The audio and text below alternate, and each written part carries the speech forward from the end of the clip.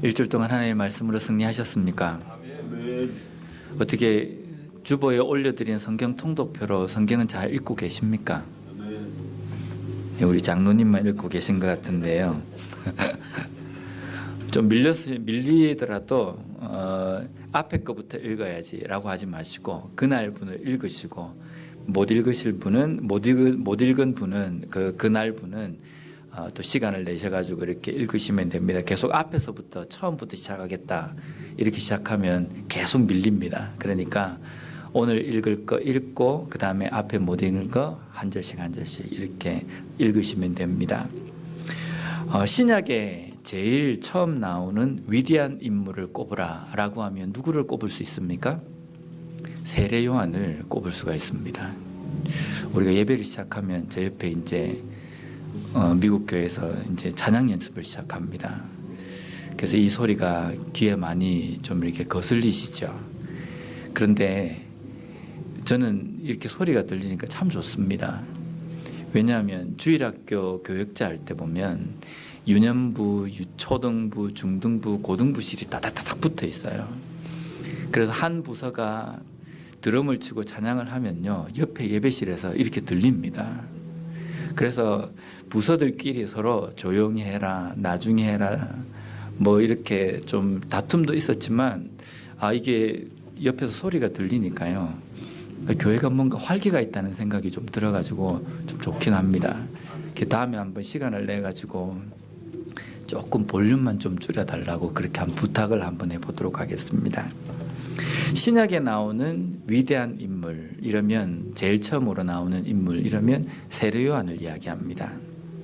이 세례 요한은요, 광야에서 외치는 소리, 외치는 자로서 이 땅에 와서 오실 메시아에 대해서 선포하고 전파하는 그 사역을 감당했던 인물입니다.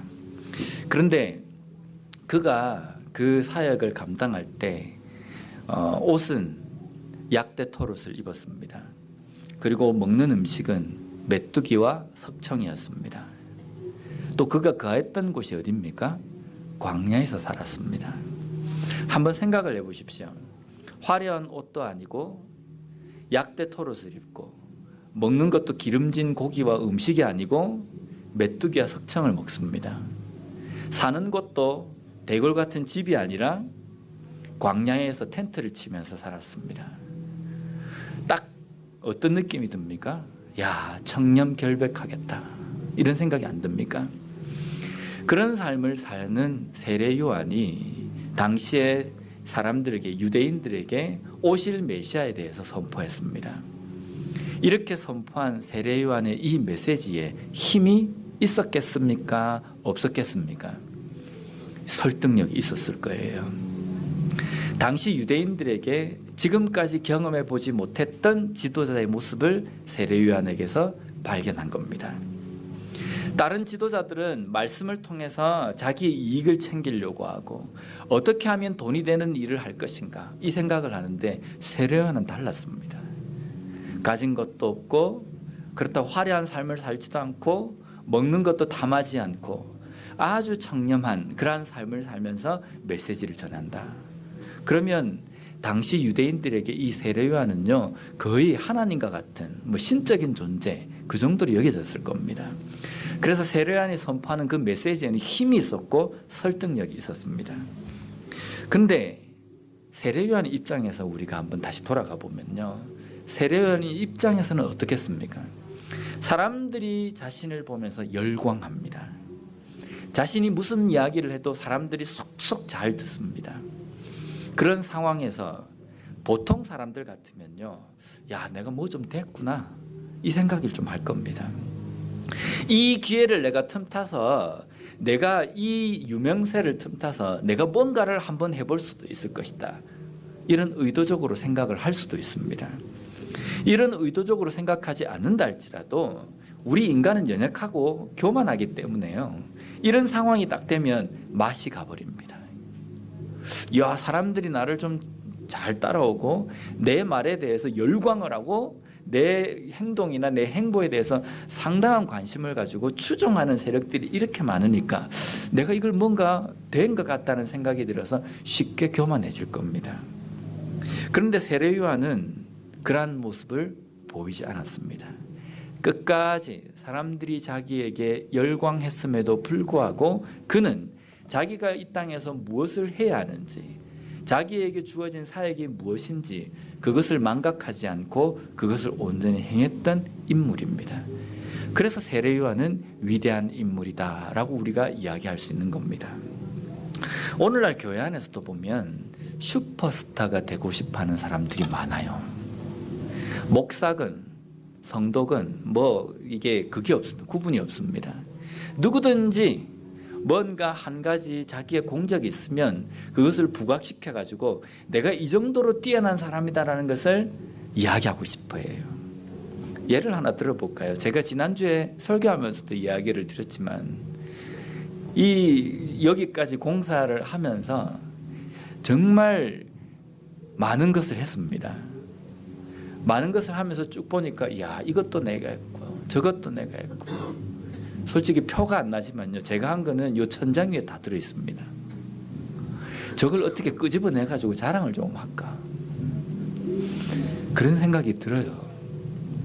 야, 이걸 하는 데까지 내가 이 정도로 수고를 했는데, 근데 이걸 누가 안 알아주면요, 어떻게 해서든지 은근히 표를 내기도 하고, 어떻게 해서든지 사람들에게 자랑을 하고 싶어 하고, 그래서 사람들이 내가 무엇을 했는지 알아주기를 은근히 원한다는 겁니다.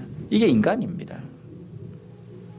우리 인간이기 때문에 당연해요. 연약하고 교만한 존재이기 때문에 자랑하고 싶어하는 것 당연합니다. 그런데 이 자랑하고 싶어하는 것이 결코 하나님의 영광을 드러내고 교회의 덕을 세우는 데에 도움이 되지는 못한다는 겁니다. 오히려 해가 되고 장애가 되는 상황입니다. 우리는 오늘 본문을 통해서 그러한 우리의 마음을 세례 요한을 통해서 어떻게 우리가 잘 다스려야 하며 세례 요한의 그러한 삶을 본받을 수 있을지 나누는 시간이 되었으면 좋겠습니다. 먼저 오늘 본문 31절 말씀을 함께 읽어보도록 하겠습니다. 시작. 위로부터 오시는 이는 만물 위에 계시고 땅에서 난 이는 땅에 속하여 땅에 속한 것을 말하느니라. 하늘로부터 오시는 이는 만물 위에 계시나니.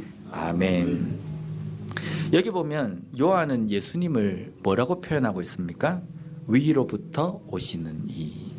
그리고 자신은요, 땅에서 난 이라고 표현하고 있습니다. 우리 같으면 예수님이 만약에 위로부터 오시는 이면 우리는요, 중간에서 온 사람, 나 자신을 그렇게 표현하고 싶어 할 겁니다. 내가 남다른 어떤 재능을 가지고, 남다른 소질을 가지고, 남다른 능력을 가지고 내가 태어난 사람이다, 이렇게 자랑하고 싶어 하는데 세례 요한은 자신을 땅에서 나니라고 이렇게 표현하고 있습니다.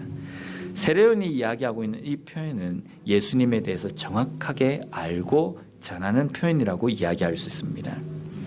예수님에 대해서 표현한 위로부터 오시는 이라는 이 뜻은 하늘로부터 오셨다 또는 하나님께서 보내신 분이시다라는 뜻입니다. 하늘에서 오신, 하나님이 보내셨다고 해가지고 하나님보다 다른 어떠한 존재라는 의미가 아니라 하늘로부터 오신 바로 하나님이시다라는 뜻입니다. 성자 하나님이 육신의 몸을 입고 이 땅에 오신 분이 예수님이십니다. 이것을 믿으십니까? 그 예수님이 오늘 세례 요한이 뭐라고 증거하고 있냐면요, 만물 위에 계신다라고 이렇게 표현하고 있습니다. 여기에 중요한 것은요, 만물 위에 계신다는 의미가 만물을 다스리신다라는 의미입니다. 여기에 계신다라는 동사가 헬라어로 에스틴이라는 동사입니다. 근데 이 동사가 현재형으로 쓰여졌습니다. 무슨 뜻입니까? 성자 하나님이 육신의 몸을 입고 이 땅에 오시기 전에는 하나님, 신이라는 것을 내가 인정을 하겠다. 근데 육신의 몸을 입고 이 땅에 오셨으니까 인간인데, 인간이면 만물을 다스리시는 하나님의 자리에서 내려오신 것인데 어떻게 만물을 다스리시는 분이라고 표현할 수 있을까? 제가 이야기 드렸죠. 예수님께서 육신의 몸을 입고 이 땅에 오신 것은 이 땅에 오셔서 그 예수님의 속성에 대해서 우리가 이야기할 때 반은 신이고 반은 인간이다, 이렇게 표현하는 것은 잘못된 것이라고 말씀을 드렸습니다. 성자 하나님께서 육신의 몸을 입고 이 땅에 오셨는데 그 예수님은 우리가 볼 때 뭔가 육신의 몸을 입은 것 같지만 여전히 하나님의 형상이다. 그래서 신이시다. 여전히 하나님으로서 오셨다. 육신의 몸은 아니다. 그냥 사람들이 볼 때에 육신처럼 인간처럼 보였을 뿐이다 라고 이야기하는 것도 잘못된 것입니다. 그리고 또 한 가지, 예수님께서 이 땅에 육신의 몸을 입고 오셨을 때 신이신 그 능력을 완전히 포기하시고 버리시고 육신의 몸만 입으셨기 때문에 인간으로 이 땅에 오신 것이다, 이렇게 말하는 것도 잘못된 겁니다. 예수님께서 이 땅에 육신의 몸을 입고 오셨다는 것은 완전한 하나님인과 동시에 완전한 인간의 몸을 가지고 이 땅에 오셨다는 것, 이것을 우리가 이야기해야 된다는 겁니다. 그런데 지금 세례 요한이 이 표현을 쓰는 것, 육신의 몸을 입고 이 땅에 오셨지만 여전히 만물을 다스리시는 분이시다, 지금도 다스리고 계시다라는 표현은 예수님에 대해서 정확하게 이야기하고 있는 것이라는 겁니다. 그것을 32절 말씀과 연관을 시켜보면요, 32절 말씀을 보면 그가 친히 보고 들은 것을 증언하되 그의 증언을 받는 자가 없도다. 여기 보면 육신의 몸을 입고 이 땅에 오신 성자 하나님께서 무엇을 전했다고 말씀하고 있습니까? 그가 친히 보고 들은 것을 증언했다라고 이렇게 되어 있습니다. 예수님께서 친히 보고 들은 것, 예수님께서 증언하신 것 무엇입니까? 복음입니다. 이 복음은 또한 무엇입니까? 하나님의 계획, 하나님의 뜻입니다. 하나님의 계획과 하나님의 뜻은 누가 알 수 있습니까? 우리가 알 수 있습니까? 우리는 모릅니다. 우리가 알 수 있는 것은 성경을 통해서 나타내 주신 부분만 우리가 알 수 있는 겁니다. 하나님의 뜻과 하나님의 계획을 전적으로 알 수 있는 존재는 하나님밖에 없다는 겁니다. 그러면 그가 친히 보고 들은 것을 증언했다라는 것은 그가 곧 이 세상을 향해서 계획하고 인간의 구속사역을 진행하신 바로 그 하나님이시다라는 표현이라는 겁니다. 예수님께서 전하신 그 복음이 바로 곧 하나님의 계획이고 하나님의 뜻입니다. 이것을 믿으십니까? 그러면 우리가 읽고 우리가 듣는 복음은 무엇입니까? 바로 하나님의 뜻이고 계획인 겁니다. 그런데 이것은 진리입니다. 진리이기 때문에 우리가 생각하는 철학과는 좀 다른 겁니다. 그런데 예수님께서 전하신 그 복음을 마치 철학의 한 기류처럼 생각하는 사람이 있습니다. 철학 이론 정도로. 이 세상에 예수라는 사람이 왔는데 그 사람이 복음이라고 주장을 했는데 그게 보면 심오한 깊은 철학이 거기에 담겨 있다. 이스라엘 백성들이 믿고 있던 그 종교의 뿌리를 두고 아주 인간에게 도움이 되는 그런 철학을 이 예수라는 사람이 전했다. 이렇게 받아들이는 사람이 있습니다. 철학이라고 한다면요, 철학 이론이라고 한다면 내가 이것을 따를 수도 있고 내가 이것을 거부할 수도 있는 겁니다. 내가 플라톤의 철학을 내가 동의한다라고 하면 플라톤의 철학을 따를 수 있는 겁니다. 근데 내가 그 사람을 내가 동의하지 않는다고 한다면 내가 그 철학에 대해서 따를 이유도 없는 겁니다. 예수님께서 전하신 복음도 철학입니까?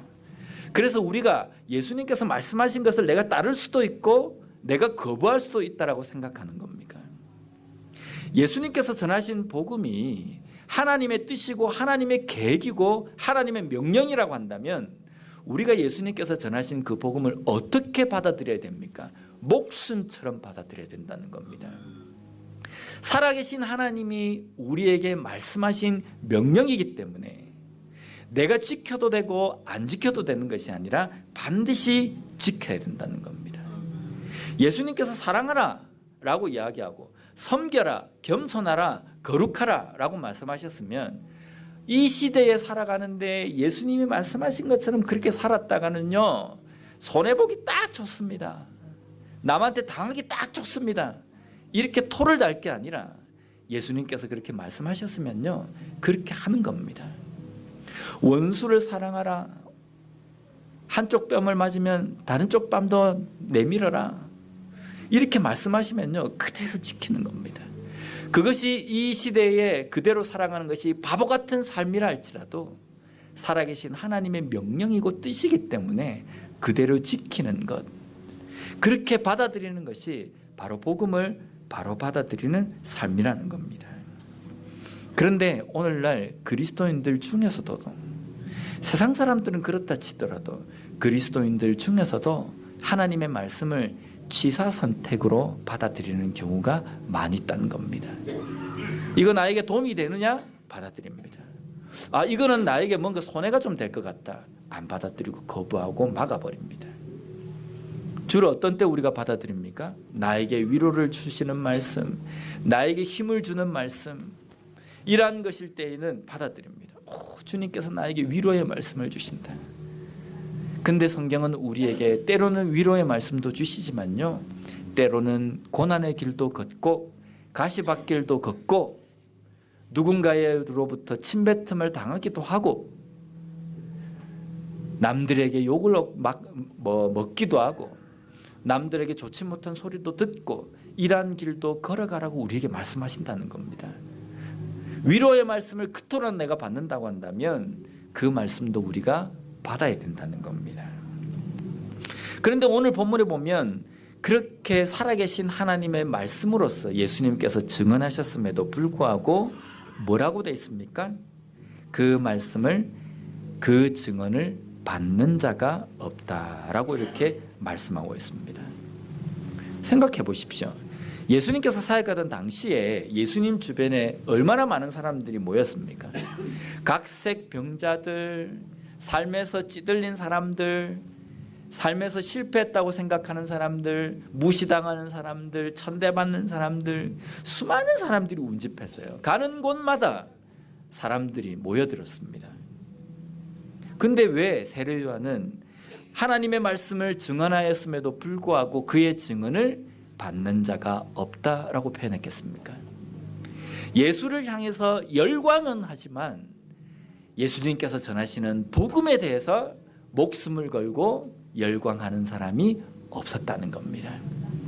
단순하게 기적을 보고 단순하게 위로를 얻고 예수를 통해서 내가 뭔가 필요한 것을 채우고자 원하는 사람들이 있었지, 그 말씀에 내 삶을 던지고 내 삶을 하나님의 말씀에 맞춰가겠다라고 결단하는, 진정으로 하나님의 말씀을 깨닫기로 갈망하고 원하는 사람이 적었다는 의미입니다.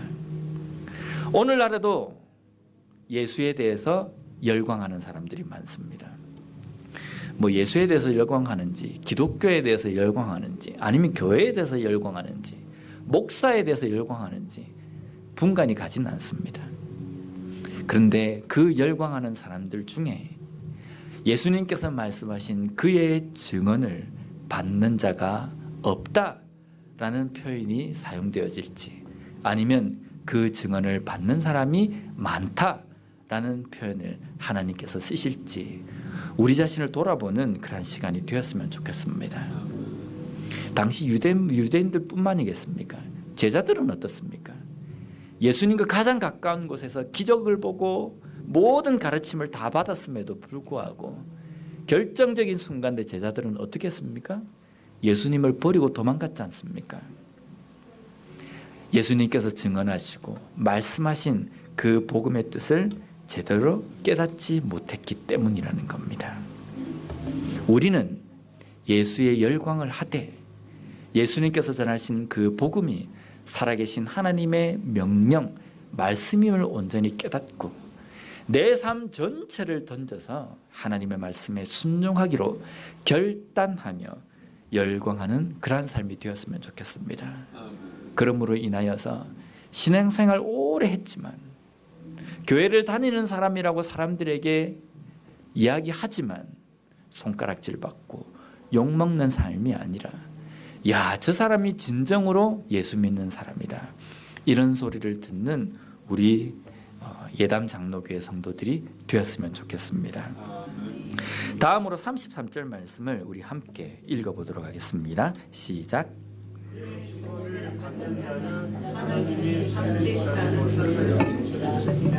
아멘. 그의 증언을 받는 사람이 없는데요. 만약에 그의 증언을 받는 자는 하나님이 참되시다는 것을 인쳤느니라. 이걸 헬라어 원문을 그대로 직역함을 이렇습니다. 복음을 듣고 믿는 자는 하나님이 참되시다는 것을 삶을 통해서 증언하는 것이다 라는 겁니다. 예수님께서 바로 하나님의 아들이시다. 예수님께서 바로 성자 하나님이시다. 이것을 믿고 말씀을 받는 사람은 그들의 삶을 통해서 하나님이 참되신 분이시라는 것을 나타내는 사람이다 라는 겁니다. 우리가 예수님은 바로 하나님이다. 성자 하나님이시다. 삼위일체 하나님, 성자 하나님이시다. 이렇게 우리가 믿고 고백합니다. 그런데 그렇게 고백하고 믿음에도 불구하고 세상에 나아가서 하나님의 말씀대로 살아가지 않는다는 것은요, 뭔가 이게 모순입니다. 우리가 인간이기 때문에, 연약하기 때문에 그렇게 잘 안 되니까. 잘 안 됩니다. 잘 안 돼서 완벽하게 그리스도인들은 하나님의 말씀대로 살아간다는 게 아니라요, 그리스도인은요, 연약하지만 그렇게 잘 살아가지 않지만 그래도 여전히 하나님의 말씀대로 살아가기 위하여서 몸부림을 치는 모습이 삶을 통해서 나타나야 된다는 겁니다. 하나님의 말씀에 대해서 관심이 없고 그 말씀대로 살아가는 것에 대해서 별로 그렇게 깊은 이렇게 관심이 없는 그러한 삶이 아니라 정말 하나님의 말씀대로 살아가는 것이 어떤 것인가, 왜 오늘은 내가, 왜 이 순간은 내가 하나님의 말씀대로 살지 못했는가, 이 고민을 하면서 가슴을 치면서 가슴을 아파하면서 그렇게 살아가는 것이 그리스도인의 삶이라는 겁니다. 목사가 강단에서 설교를 하고 설교한 내용대로 살지 않으면 우리 성도님들이 목사를 향해서 뭐라고 욕합니까?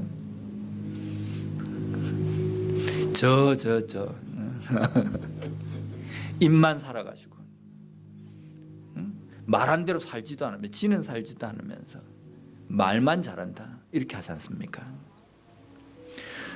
근데 그리스도인인 우리가 목사만 말씀대로 살아야 됩니까? 성도들은 안 그렇게 살아도 됩니까? 우리 모두는 다 하나님의 말씀대로 살아야 되는 겁니다. 근데 나 자신은 그렇게 살지 않는 것에 대해서 별로 그렇게 신경 쓰지 않고 관대합니다. 그런데 어느 교회 목사가 이렇게 잘못을 했다더라, 어느 교회 장로가 이렇게 행동을 했다더라, 이러면요, 못 쓰겠다, 요즘 기독교가, 요즘 교회가 썩었다, 이런 이야기를 합니다. 그러한 상황 속에서 우리 자신을 돌아봤으면 좋겠습니다. 과연 나는 그리스도인답게 살아가는가? 나는 하나님의 말씀에 순종하며 살아가는가라는 겁니다. 그리스도인답게 살지 못하는 것은 거짓된 삶입니다. 그런 자들에 대해서 오늘 본문 36절에는 이렇게 말씀합니다. 우리 함께 읽어보도록 하겠습니다. 시작. 영생이 있고 아들에게 순종하지 아니하는 자는 영생을 보지 못하고 도리어 하나님의 진노가 그에게 머물러 있느니라. 아멘. 여기 보면은 36절 처음에 보면 아들을 믿는 자에게는 영생이 있다. 그리고 그 다음에 뭐라고 되어 있습니까? 아들에게 순종하지 아니하는 자는, 이렇게 되어 있습니다. 이게 여기에 보면 아들을 믿는다라는 이 믿는다와 아들에게 순종하지 아니한다라는 이 뜻은 똑같은 의미로서 대꾸가 되어 있습니다. 대조를 이루고 있습니다. 아들을 믿는다, 믿는다라는 이 단어를 아시겠죠? 아들을 순종한다, 무슨 뜻입니까? 믿는다는 것은 그거구나 라고 이렇게 생각하는 것이 아니라, 듣고 믿음이라는 것은 순종하는 자리까지 나가는 것을 이야기하는 겁니다. 성경을 읽으면서 야, 오늘 내가 이걸 깨달았다. 참 내 마음속에 뭔가 영적인 상태가 풍성해지는 것 같다. 이걸로 끝납니다. 근데 내 삶에서 하나님의 말씀으로 인해서 풍성해졌다고 한다면 그 다음에 내 삶에서 이 깨달음에 의해서 무엇이 내 삶을 통해서 나오는가, 여기까지가 믿음이라는 겁니다. 그것을 우리에게 잘 말씀해 주시는 것이 야고보서 말씀인데요. 야고보서 2장 19절 20절 말씀을 함께 읽어보도록 하겠습니다. 시작.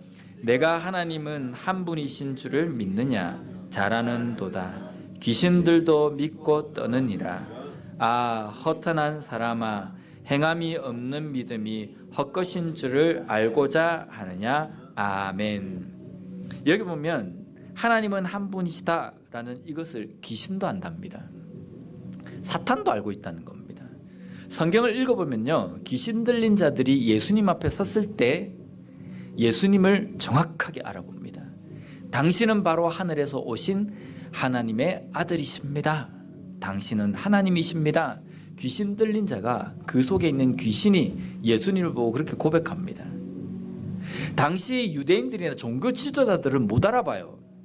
예수님께서 사역하시고 가르치시고 기적을 베푸셨음에도 불구하고 당시 대제사장들이나 서기관들이나 이런 사람들은요, 예수님이 그한 사람, 그냥 좀 약간 정신 나간 그러한 사람으로 알아봤지만 귀신은요, 정확하게 알아봤습니다. 귀신들이 이렇게 정확하게 알아봤기 때문에 우리가 귀신의 믿음을 참 좋은 믿음이다, 믿음이 참 크다, 우리가 이렇게 표현할 수 있습니까? 그렇게 표현할 수 없습니다. 믿음은요, 안다 이게 아닙니다. 아는 것은요, 종교학자들이 성경에 대해서, 기독교에 대해서 더 많이 압니다. 그런데 그들에겐 믿음이 없습니다.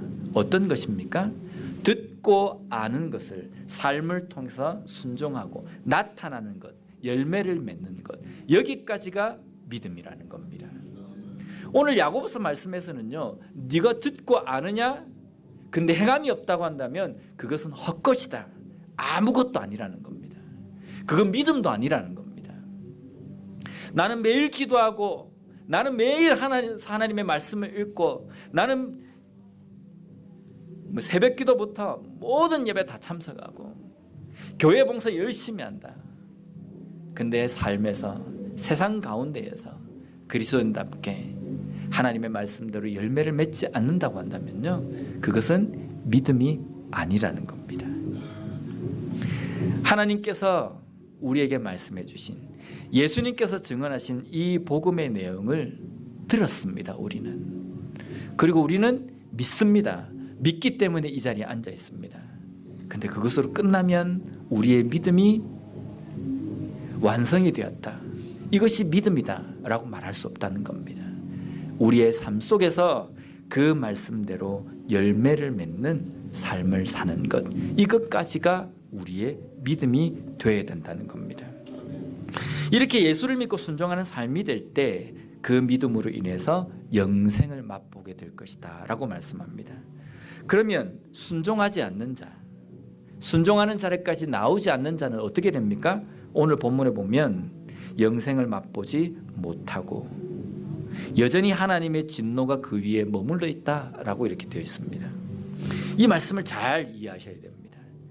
하나님께서는 하나님의 말씀에 순종하는 자는 사랑하셔가지고 하나님께서 천국으로 가게 하시고 영생을 맛보게 하시고, 하나님의 말씀을 증거했음에도 불구하고 순종하지 않는 자는 내가 저거에게 내가 벌을 좀 내려야 되겠다, 이렇게 하신 것이 아닙니다. 우리 인간 모두는 죄인이기 때문에 완전한 형벌 가운데 처해진 존재들입니다. 만약 하나님께서 그대로 놔뒀다고 한다면 모든 자들이 진노 아래에 있게 되는 겁니다. 영원한 멸망 가운데에 가게 되는 겁니다. 그 가운데 있는 자들에게 복음을 주심으로 말미암아 그 복음을 붙들고 믿는 자들은 영생을 맛볼 수 있도록 길을 열어주셨습니다.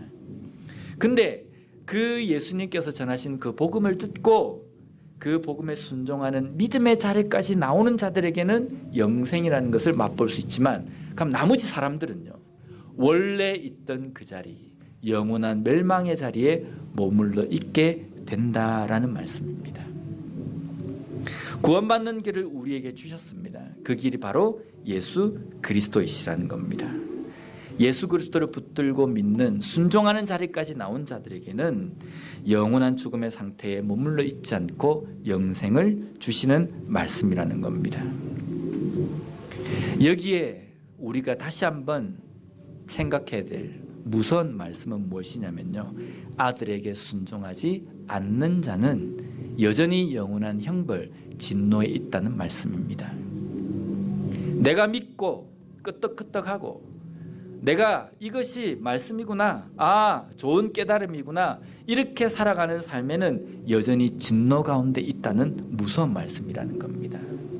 순종하는 자리까지 나아가야 합니다. 하나님의 말씀으로 인하여서 내 삶이 변화되는 것을 온전히 깨닫고 경험하는 그러한 삶이 되어야지만이 그 사람의 삶은 영원한 생명, 영생을 선물로 받은 삶이라고 말할 수 있다는 겁니다. 여기 서 있는 목사건 신앙생활 몇십 년 했건 상관없습니다. 믿은 지 며칠 안 됐건 상관없습니다. 중요한 것은 말씀을 듣고 순종한 자리까지 나아가야 된다는 겁니다. 그렇게 될 때에 우리는 당시 유대인들이 예수라는 한 인물에 대해서만 열광했던 것, 그러한 삶이 아니라 예수님께서 전하시고 말씀하시는 그 말씀을 듣고 그 말씀으로 인하여서 내 가슴이, 내 마음이, 내 삶이 깨어지는 것을 온전히 경험하는 변화되는 삶을 살아가는 진정으로 믿는 그리스도인이 될 수 있다는 겁니다. 듣는 사람입니까? 아니면 순종하는 사람입니까? 순종하는 진정한 그리스도인으로서, 진정한 그리스도인으로서 예수에 열광하는 우리의 삶이 되었으면 좋겠습니다. 기도하겠습니다. 하나님 감사합니다. 오늘 세례원의 이 선포